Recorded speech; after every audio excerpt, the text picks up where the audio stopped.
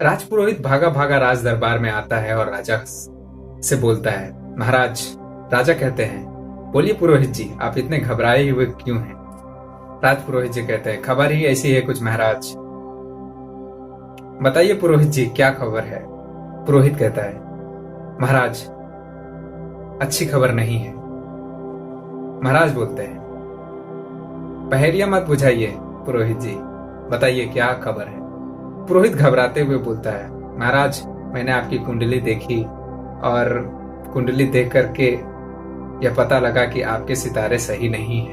आपका समय नजदीक है, आप इस महीने के 25 तारीख को मर जाएंगे। राजा ये बात सुनता है और हंसता है।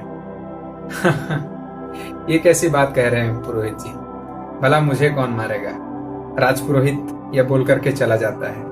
दरबार के कामों में राजा पूरे दिन व्यस्त रहता है। जब सारा काम खत्म हो जाता है तो राजा अपने विश्राम गृह में पहुंचता है।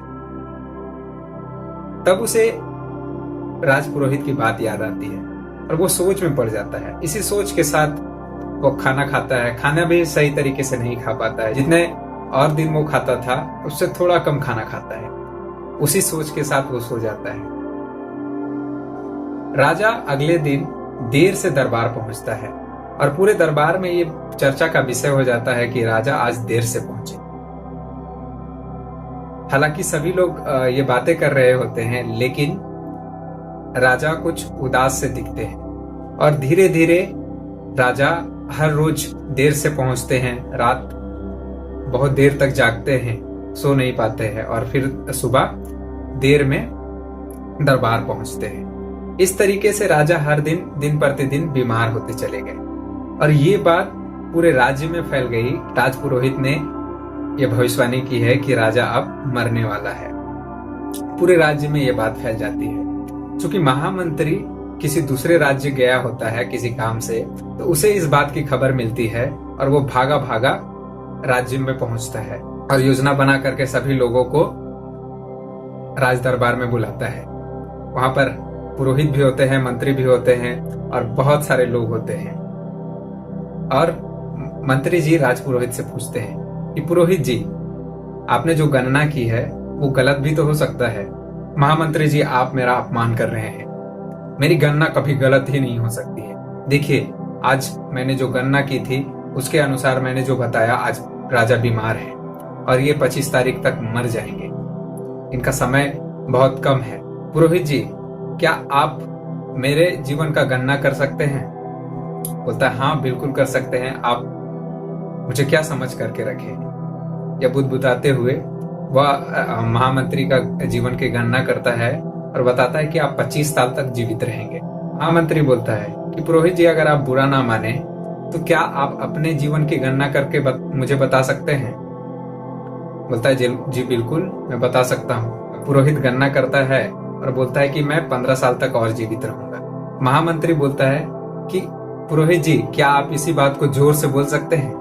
पुरोहित गुस्से में बोलता है कि मैंने आपको बताया ना कि मैं 15 साल तक और जीवित रहूंगा।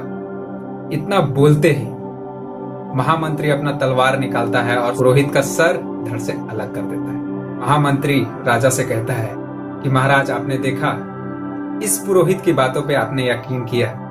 इस पुरोहित के जिसने अपने जीवन की गणना की कि मैं 15 साल तक जीवित रहूंगा, लेकिन ये 15 पल भी नहीं जीवित रह पाया।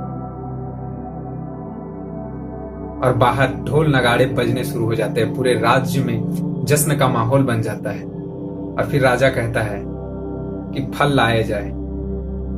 फल लाए जाते हैं राजा के लिए, जूस लाया जाता है। लगभग 10 से 15 दिनों के बाद अच्छी तरीके से खाना खाता है और फिर प्रजा के बीच में जाकर के संबोधन करता है।